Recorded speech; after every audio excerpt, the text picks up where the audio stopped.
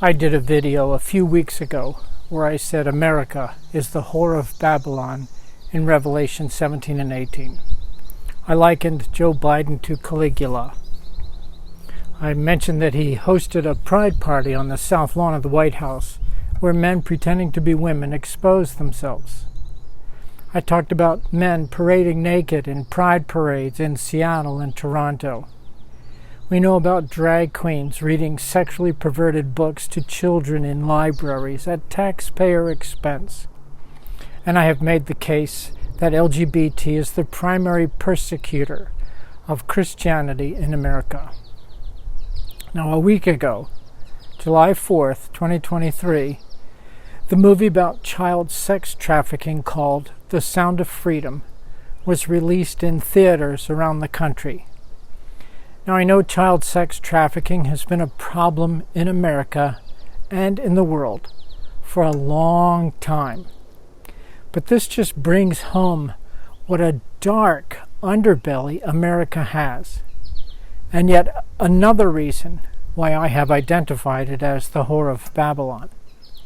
The United States is supposedly 70% Christian, but it is also the number one consumer of child pornography. How do you put those two facts together? Except that most Christianity in America is carnal, not real, and is just hypocrisy and apostasy. The child pornography industry is global, and in the United States it's a $150 billion business. What kind of awfulness is this? American so-called Christians, along with atheists, have prostituted themselves for financial gain and sexual pleasure, and in such a deviant way. That's why I call America the whore of Babylon. We're so rich in resources, trade, technology, and so poor in morality and spirituality despite the claims. As Revelation 2:14 says, it's defiant idolatry and sexual immorality. It's a cancer that shows America is the Roman Empire of moral corruption, sexual deviance, and spiritual decadence. America, in all her glory and wealth, holds the golden cup in her hand, but it's filled with abominable things and the filth of her adulteries. How is it even possible that America has become the number one consumer of child sacrifice, meaning abortion, and child pornography, which is an abomination? I know that America has always had a dark side, but these realities, combined with everything else that's going on here, shows what a beast we have become, despite all the good things and the good people here.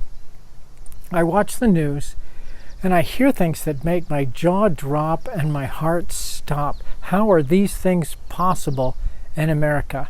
And yet they are happening. And we have to face reality rather than a rose-colored nostalgia. So what is my point here for Christians? First of all, we can't afford to be ignorant or naive. At least one portion of wisdom comes from awareness. Second, the Gospels, as well as the book of Revelation, call for repentance. This decadence and depravity and horror is not only happening all around us, but apparently supposed Christians are involved up to their eyeballs, both in promoting and in consuming. Come out from among them and be separate, and touch not the unclean thing. Third, Revelation calls for perseverance and faithfulness for those who are still true Christians. It will be good for the servant that the master finds him being faithful when he returns.